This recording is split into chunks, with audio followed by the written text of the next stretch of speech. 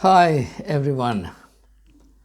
The season or the festival of Onam is around the corner. I can sense its colors, its sounds, the excitement in the air, particularly perceptible in Kerala. And I thought it would be worthwhile, relevant, to share some thoughts on Onam, which has now become a national festival.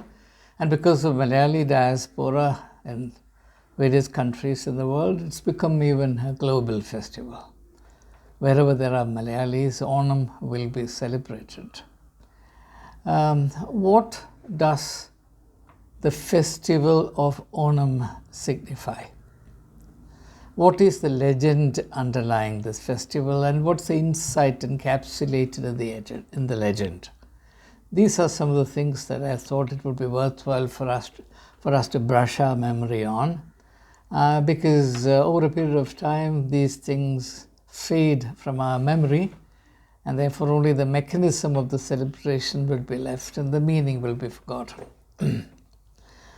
The festival of Onam stems its origin to a legend, the legend of a very righteous king called Mahabali. The literal meaning of Mahabali is the supreme sacrifice. So it's interesting that there is a very profound political insight embedded in this legend, namely that a culture of sacrifice is basic to the idea of good governance. And at a time when good governance is bandied back and forth in the political rhetoric of India, it would be appropriate to sort of mildly suggest that you cannot have good governance without the discipline or the spirituality of self-sacrifice. Good governance as a function of political omnipotence is a monstrous contradiction, the nature of which needs to be reflected upon, particularly in the present time with increasing urgency. But since that's not my main theme today, let me just pass on. Now, in this story, the righteous King Mahabali becomes very popular, and his subjects think very highly of him. They are very devoted to him. And apparently this causes a lot of heartburn for the devas, the gods. And out of their sense of insecurity, they work out a stratagem by which Lord Vishnu, in the disguise of a Brahmin, an ascetic Brahmin, Vamana, that's the name of the avatar, Vamana, approaches Mahabali, who is distinguished for his generosity. And as per the Hindu culture, kings are required to be particularly generous towards Brahmins. This again an idea fundamental to the caste system. So the king, the Brahmin, Vishnu in the disguise of Brahmin Vamana, asks of the generous king Mahabali for a place for him to sit and meditate. How much land, asks the king? He says, just measurable by 3 steps of mine. 3 steps. So Vamana is a puny figure. After all, the king had plenty of land. All the land belonged to the king, and giving land to the extent of 3 paces that a diminutive Brahmin would walk was nothing for the king. He didn't have to think twice. He said, of course, it's granted.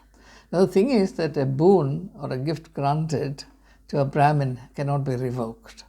So as soon as the boon is given, the Brahmin grows in size, and the story of course goes that he became as large as the cosmos, and therefore with 1 step or with 1 pace he measured the earth. With the 2nd pace he measured the heavens, and there was no place to measure the 3rd pace.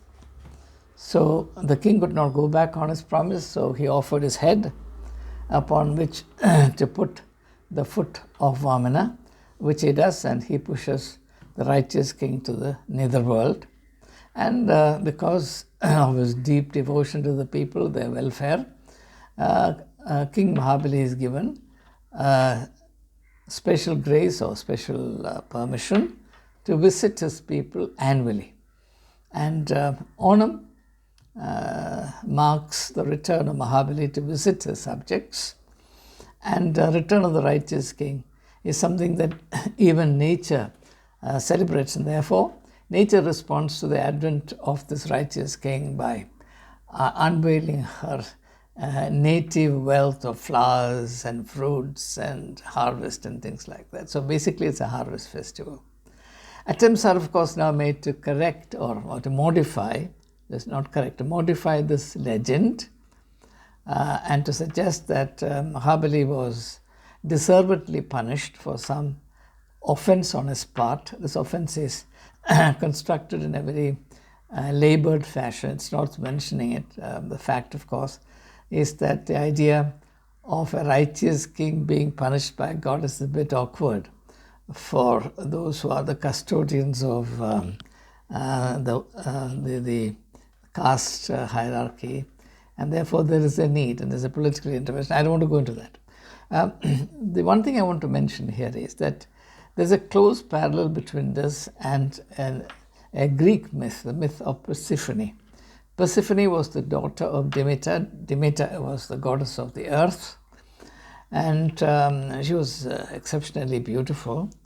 And Hades, who was a young man, handsome, enterprising, who belonged to the netherworld, the Christian idea of hell maybe was very different from the Christian idea of hell. Hades has its positive connotations in Greek mythology, and he happens to see Persephone and is ravished by her beauty and decides to marry her, though an arrangement was being worked out for him to marry one of Zeus's own daughters, I think. Anyway, the problem, of course, is that Hades belongs to the netherworld. This girl, beautiful girl, belongs to the earth. So there was no question of accomplishing his goal in a kind of legitimate fashion. So Hades decides to abduct Persephone, and he accomplishes it in his own fashion. Seeing his opportunity, when Demeter entrusts her daughter Persephone to the charge of some nymphs as she went about doing her work. After all, Demeter was in charge of preserving and enhancing the fertility of the earth. If she did not do her work properly, there will be no harvest gathered in the world, and therefore people will die of starvation. While she busied herself with her work, she entrusted her daughter Persephone to the charge of nymphs. But then they were not particularly alert to the task. So seeing this opportunity, Hades, who is the gentleman from the netherworld who had fallen in love with Persephone, he comes and abducts her. So anyway, to cut a long story short, Demeter supplicates Zeus, who is the principal god of the Greek pantheon, and through him obtains the permission for Persephone to return to the earth. Like in the case of Onam, as Mahabali was allowed to return to the earth once every year, Persephone also was allowed, and her coming also is marked by the advent of the spring season. So there's absolutely parallel myths, and that's the reason why I made a brief mention of the Persephone myth from Greek mythology. But coming back to the Onam festival, the Onam myth, perhaps the point that should really attract our attention is this question, which is inevitable if you pay heed to the legend at all, as to why the gods should become insecure about and feel jealous of the righteous rule of King Mahabali. Now, perhaps the answer to this is found in the folklore as well as the songs that are sung, the folk songs that are sung in connection with Onam. It says that the reign of King Mahabali was characterized by equality. Everybody was treated alike and everybody was equally entitled to justice. There was no untruth, there was no power play, there was no wickedness.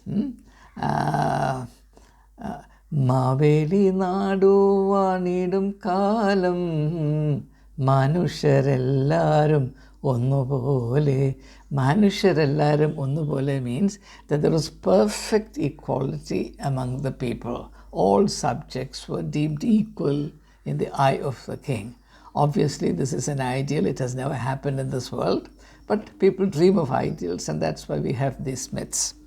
Then says that nobody ever resorted to falsehood, nobody cheated anyone else, and so on and so forth. Goes on to describe the various aspects of righteous governance and the healthy culture that results from righteous governance. The question to be asked is this: why is it that such a beautiful thing, man's righteousness, translated into political beneficence for the people of subjects of a king, why should that make the kings insecure? That's a question to be asked. I don't hear this question being raised and discussed in Kerala or anywhere in the world where so Onam is celebrated, but to me this is a very crucial question. Maybe, I can only venture to give you my understanding of it, maybe embedded in this myth is the recognition that somehow religion is not conducive to righteous governance. Religion is not conducive to righteous governance. Gods are invoked more often than not to justify and defend the indefensible. Gods are invoked by human beings, particularly the parasites of the established order, in order to justify and perpetuate what otherwise cannot be defended and perpetuated. Systems of inequality, of exploitation, of injustice and oppression to the poor. And therefore, that insight somehow creeps into this legend of Onam, and the gods themselves become agents for dethroning the righteous king. Now, this is something that should make us really think very deeply, particularly in the present and emerging Indian context of creating a theocratic state. India is being morphed into a Hindu Rashtra. Religion has become already the number one political agenda in this country. Building a temple is perhaps even more important than building the Parliament of India. And religious rituals, rites, customs, practices, names, nomenclatures, all these things have become, have assumed unprecedented national importance and attention. The Indian imagination is now virtually saturated with religion and religious-related notions, legends, ideals, attitudes, and even law is sought to be established as, for example, the activities of cow vigilantes, so on and so forth, who act as a law unto themselves. Now, when this is going on, perhaps the legend of Onam poses a very serious question before all of us. Is religion fundamentally opposed to righteous governance? Or does religion lend itself to the dubious business of legitimizing unrighteous or oppressive or exploitative governance? And this is an issue, I think, that we need to really ponder about. And this is not an issue peculiar to India. This is an issue that has had its echoes in various countries. For example, we know that in English history, the idea of the divine right of kings was used in order to justify even misrule, the idea that kings are appointed by gods, and therefore, even if they prove roguish, the subjects are duty bound to accept them and be under their authority. All these notions, which otherwise cannot be justified, have been justified in the past, invoking gods and religion. The same thing will continue, and we know from history that this has not helped anyone. And in a very subtle way, there is an incompatibility between equality and religion, because religion is fundamentally hierarchical. Even among gods, there is a hierarchy. Then how can there be not hierarchy among men? And every religion is organized in a hierarchical model, with the supreme head at the top, then various functionaries arranged in a pyramidal structure beneath him. At the rock bottom, at the base, are the ordinary human beings who have to carry the burden of the entire structure. And unfortunately, it is from religion that politics has learned this hierarchical structure. And every hierarchical structure has two features. One is that it is created and sustained by force. Secondly, it is exploitative and oppressive in nature. Hierarchy has these two inalienable attributes. Wherever you create a hierarchical structure, rest assured, you are initiating power play. And power play always means that you will be exploited and suppressed. So, Onam festival is also, apart from its gaiety and the celebrative mood, it's also an occasion for us to reflect on some of these very serious political, social, psychological themes which are included as undertones or subtextual nuances in the legend of Onam. And that's what I thought I would draw your attention to very briefly. So thank you for your patient listening. And I hope that the positive meaning of festival, namely that all human beings everywhere in the world are entitled to righteous governance, and that the spiritual ideals of justice, equality, fraternity, and liberty will inform the culture of governance everywhere in the world. And the four values that I've just listed are values mentioned in the preamble to the Indian Constitution. And therefore, these are fundamental, constitutionally fundamental values for all Indians. And that's the confidence with which I share these thoughts with you. So may all of you be blessed abundantly through this season of Onam. Thank you.